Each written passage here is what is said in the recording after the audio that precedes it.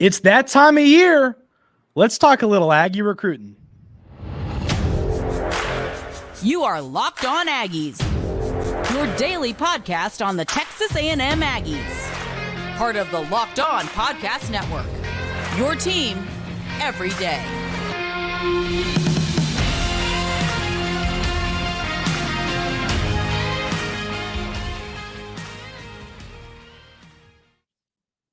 Welcome on in the Locked On Aggies. I'm your host, Andrew Stefaniak. Thanks for making Locked On Aggies your first listen every single day. Today's episode is brought to you by Bird Dogs. Go to birddogs.com/LockedOnCollege, and when you enter promo code LockedOnCollege, they'll throw in a free custom Bird Dogs Yeti-style tumbler with every order. It's the dead of summer, ladies and gentlemen, and that means one thing and one thing only. We're going to talk a little bit of recruiting with the man that knows all about everything when it comes to this, Brian Smith. Brian, thanks for joining us today. Thank you very much. It's definitely my time of year. All the official visits, the commitments, the decommitments, it happens constantly, and we're right in the middle of it. Yeah, before I let Brian tell us about some guys that are coming on visits here soon, I just want to run through this 2024 class right now and see where the Aggies are at. Currently have 6 commits: Jordan Pride, 4-star safety; Jaylan Evans, 4-star defensive lineman; Ashton Funk, 4-star offensive tackle. Awesome offensive line name, Brian. I said that a couple days ago. Anthony Maddox, 3-star quarterback; DeBron Gatling, 3-star receiver; and Tristan Jernigan, 3-star linebacker. The class currently sits at 37th overall and 10th in the SEC. Now, there's been a little bit of smoke I've been seeing different places that Jaylan Evans, who, of course, has been committed to Texas A&M since July 31st of last year, there's some teams coming in hard after him. Brian, what do you know about that? Well, he's got a visit to Florida that he took, TCU, etc. Florida is, at least allegedly, been the one that's supposedly going to flip him. But that was the first week of June. It hasn't happened yet. He's at a point where he's probably not going to take a whole lot of calls from guys like me, but I'm kind of curious because I thought it was going to happen right away. I'd heard all the same rumors that you did, and then Jaylan didn't do it. So is he just waiting on something? Is he unsure, or is he just going to stick with the Aggies? I don't know which direction it is, but there hasn't been anything clear. But so far for the Aggies, that's good. And the further away that he gets from his Florida visit, the better it is for Jimbo Fisher and Texas A&M.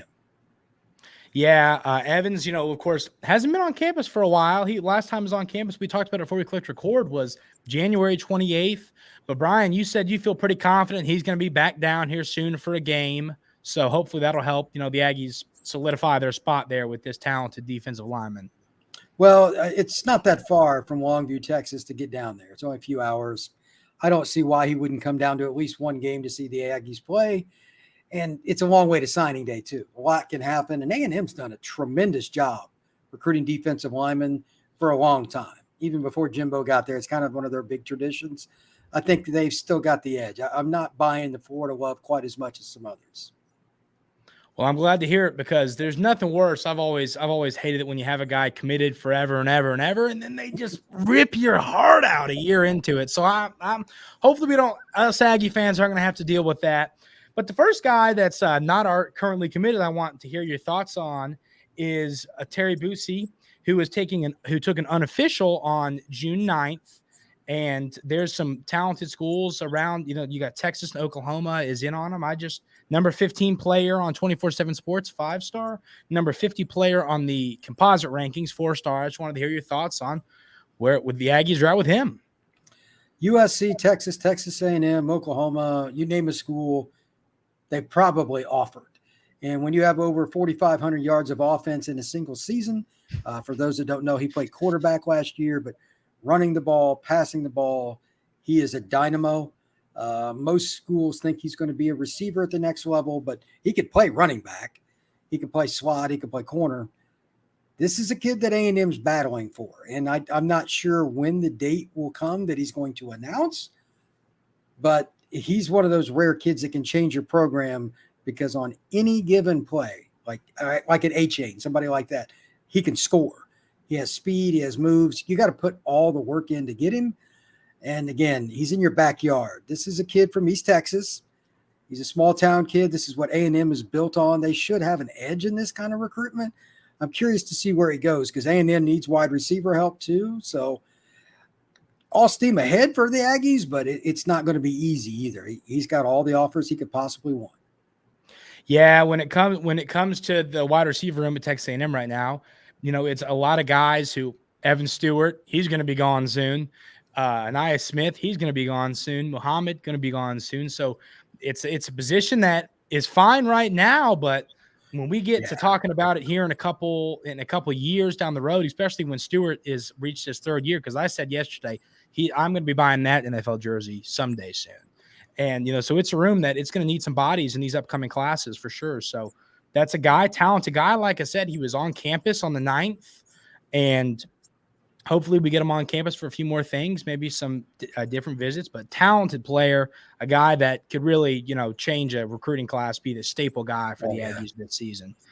The next guy I want to hear your thoughts on is another guy who is getting ready to was on campus the same day as Bussey, which is Dominick McKinley, 6'5", 290-pound defensive lineman, 5-star number 31 player on 247 Sports, 29 player overall in the composite rankings. He put out a list of his top 1 million schools, which is how they do it nowadays, it seems like. But Texas A&M, Ohio State, LSU, Georgia, Texas, Oklahoma. Where do the Aggies stand with this guy? Well, he's from the state of Louisiana, which makes it really hard. Obviously, the Bayou Bengals have a lot to say about where kids from their home state go.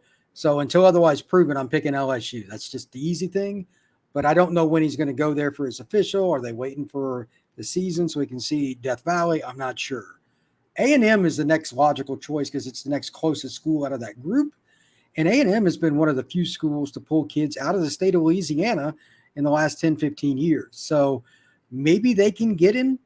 He's been to campus before, but I still think that LSU is the team to watch because it's the home state team, and they've really put an emphasis on keeping kids home in the 24 class at LSU. And they've done a pretty good job too. Yeah, it is hard to pull when you're a player in a state you're in the backyard of Georgia, you're in the backyard of LSU. We know it's hard for schools to pull players like that from their backyard, but like I said, Texas A&M geographically, it's not insane to think that he might be a guy who would make the move over to College Station compared to some schools. I mean, who would want to go to Ohio? Goodness, right? No one wants to go to Ohio, but a talented player. So hopefully the Aggies can make a push on this guy. Just on campus, on a visit, track the visits. If he's visiting, Brian, you always say, visits are key. Visits are important.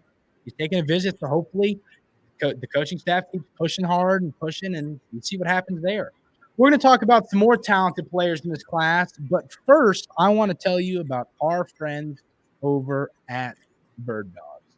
Bird Dogs are the most comfortable pants I have ever in the history of the world worn. I have 2 pairs, and I can wear them to do anything in the world. I was just telling Brian I got a big fishing trip coming up to the Florida Keys, and I can tell you one thing. I'm going to be wearing my Bird Dogs because they are comfortable. They make you look good. They make you feel good walking around the beach, looking good. Hey, it's a good feeling. I love these pants. Great company, great names on the pants. You got to go check those out. They're hilarious. They're durable. You can wear them anywhere. They're going to last you a long time. They're worth the price. Quality clothes. I love wearing them. They're a staple of my look on a day-to-day basis. I've worn them out on the town with buddies the last 5 weeks, and that will not change this weekend. I can promise you that. Go to birddogs.com/LockedOnCollege and enter promo code LockedOnCollege for a free Yeti-style tumbler with your order.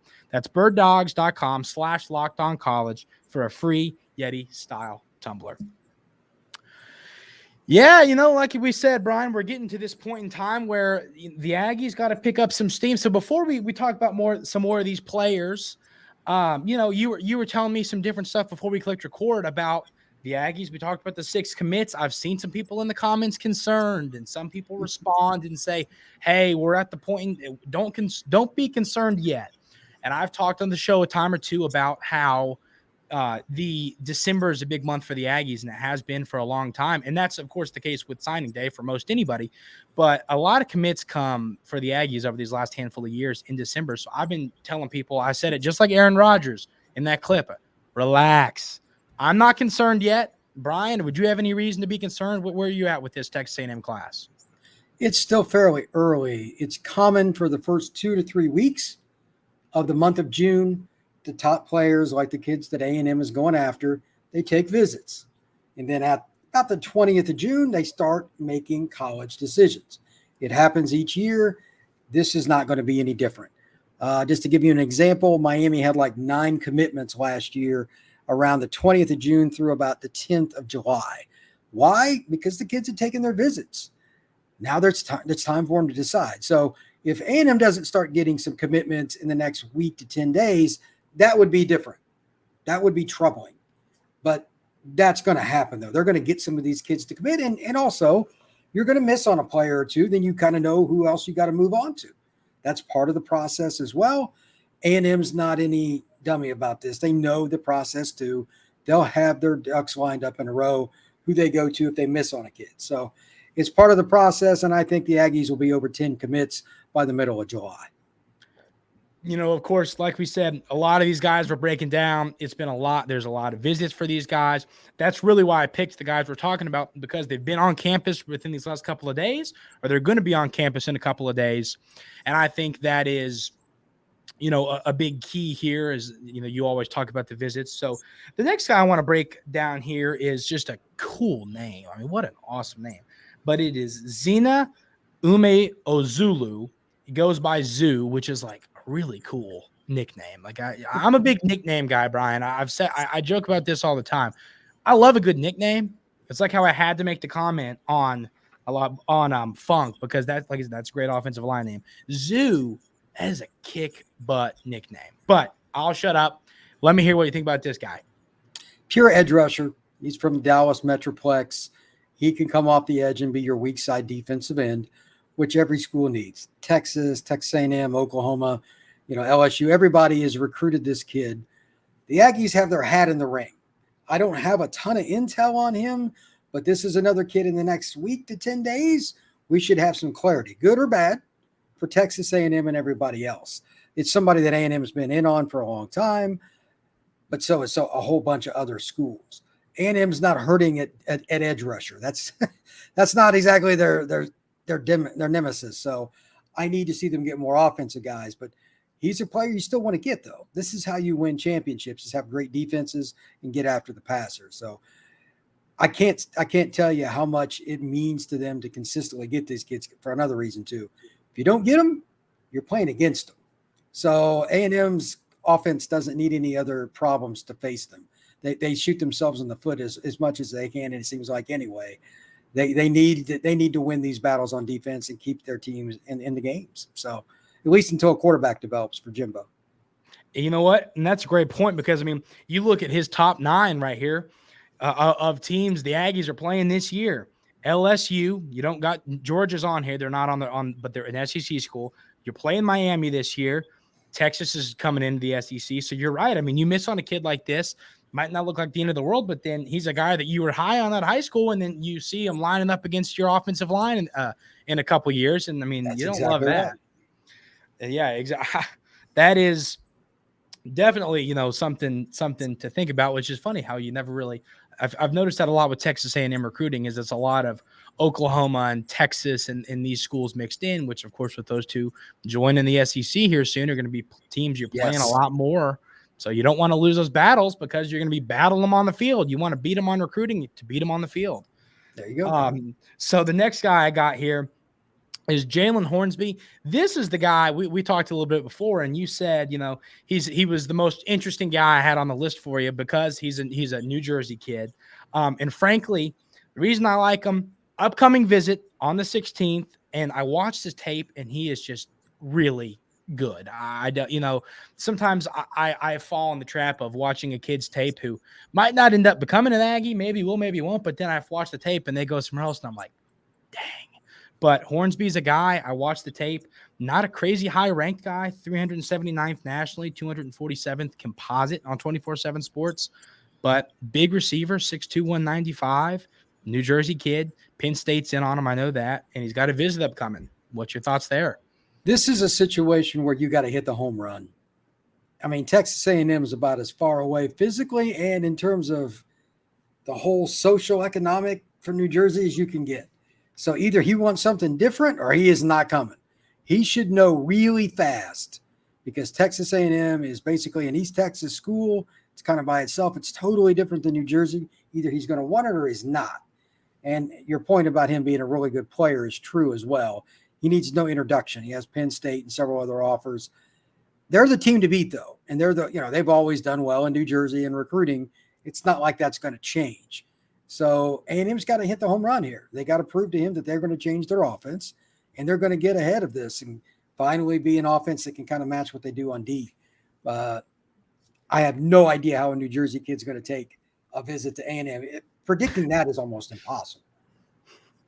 Yeah, well, it's kind of funny. You talk about with Hornsby, kind of like how we just discussed with Evans. I know Evans is committed and Hornsby, of course, is not, but he does have a crystal ball. I don't know how much people out there are into those. I know people are wrong a lot, people are right a lot, but he does have a crystal ball. But to me, it says a lot that he is coming down to Texas to take a visit to see College Station coming up here in the next couple of days. And hopefully that visit is what can sell Texas A&M. I mean, at the end of the day, sometimes, and one thing I hear you talk a lot, Brian, when you go on shows is the minds of these, 16, 17, 18-year-old kids, they can change like nothing.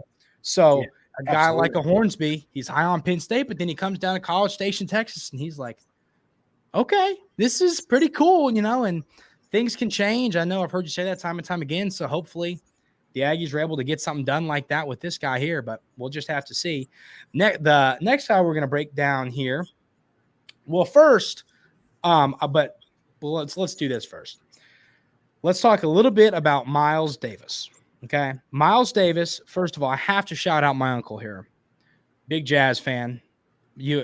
Myles Davis. Okay, my Uncle Tom. Actually, I was just telling you, Brian, who was the one that got me into Texas A&M when I was young, former Texas A&M staff member. So I would have to give him a shout out here for he loved Myles Davis. He named a dog Myles, actually, after Myles Davis. So being that he used to be on the staff, he was alumni at Texas A&M. I thought I'd give him a shout out there. But Myles Davis, safety, 6'1", 185 pounds. Class of 2024 kid like the rest of these guys. Official visits coming up on the 23rd. He's ranked 345th nationally, 4-star guy. What's your thoughts there? He's supposed to make a decision later this summer. A&M originally wanted him to come in for a game in the fall, but because of the summer decision, they had to move it up. My only concern with him is they're getting the last visit and he's just going to have fatigue. He's taking a bunch of trips. Good for him, I guess, but he's going to be worn out. He's from the greater San Antonio area. It's obviously something very close to A&M. They have a great shot, and they're getting the last visit. This really just comes down to gut. Texas, USC, Oklahoma, you name it, he's got the offers. Great prospect. I have no idea what to expect here because he's got visits from in-state, out-of-state, everything else. A&M's getting the last one, though. They're as good a bet as anybody out of the group. So, again, defense is not where I'm worried about A&M. They've done a tremendous job recruiting defense. I'll give them all the edge in the world there. If I had to pick, it would be A&M because of the last visit, but it does concern me to a certain degree that it's 5 in a month. That's a lot. So we'll see. It is a lot of travel, and goodness gracious, that's a lot of places to get around. That's the last guy I have here, but Brian, I couldn't let you go if I didn't ask you this question. And okay. I'm gonna be honest with you, I didn't tell you I was gonna ask you this. So I'm putting you straight under the bus for this question here. Go for it, man. You write for Miami, of course. The Hurricanes are on the schedule for the Aggies this season. I would be remiss to not let me. It's a big game. I've talked about a lot of those over these last couple of weeks. I just want to give me a 2-3 minute your thoughts on that game while you're here. I think it's a great person to hear from. Miami completely revamped their roster with the transfer portal. They're at 15 guys. And they did it mostly with defensive back recruiting, offensive and defensive line recruiting. They hit their needs. And they've got a couple of starters out of the portal, in particular Matt Lee, who I think will be the most important player on their team this next year. He started for 3 years at UCF. He'll end up being an NFL player as a center. They've got their quarterback back who's finally healthy, Tyler Van Dyke. And they've got a handful of freshmen that I think are also going to be impactful, like Reuben Bain. You're going to hear his name on Sundays at some point. He's a pass rusher. They're going to be one of the more improved teams in the country. The first 3 games before they play the Aggies, they don't really get much of a tune-up with anybody, so that you're not going to know much until they play Texas A&M. It's going to be an afternoon game. It's going to be brutally hot. It's terrible timing for that game. It's 3:30, and both teams are used to it. The only question I have is which team has the better quarterback play that day. I like Miami because I trust Tyler Van Dyke more than what I've seen out of A&M, but that's not a real big leap of faith there. So A&M's defense better travel well if they're going to win that game. Yeah, that's a fun one. I've marked that one down. I've broken down Texas A&M's schedule. It's kind of funny into like different the importance of the games, and I think that Miami game is just so important. And of course for both teams, not just the Aggies. That's a big game for Miami. I'm hearing a lot of excitement coming, from the Hurricanes going into this season. So that's going to be a fun game. And you're right, that's going to be hot. That is going to be goodness. That's going to be hot. But both teams are used to it. That's a good point. So that'll be a fun game. Brian, how can everybody check out everything you got going on? Well, they can find me on Twitter, most importantly, at FBScout_Florida. Same handle on Instagram and YouTube. But I am mostly on Twitter, talking football of all kinds, a little basketball here and there too, at FBScout_Florida. Awesome. Well, Brian, once again, I really appreciate you coming on with us. We're going to have Brian on a lot more as we get into this point in summer where there's a lot of fun recruiting stuff going on, and we're going to learn about a lot of these players the Aggies are going after. So, Brian, once again, I really appreciate you coming on today. But that is going to do it for today's episode of Locked On Aggies. As always, I appreciate you all tuning in, and we will see you tomorrow.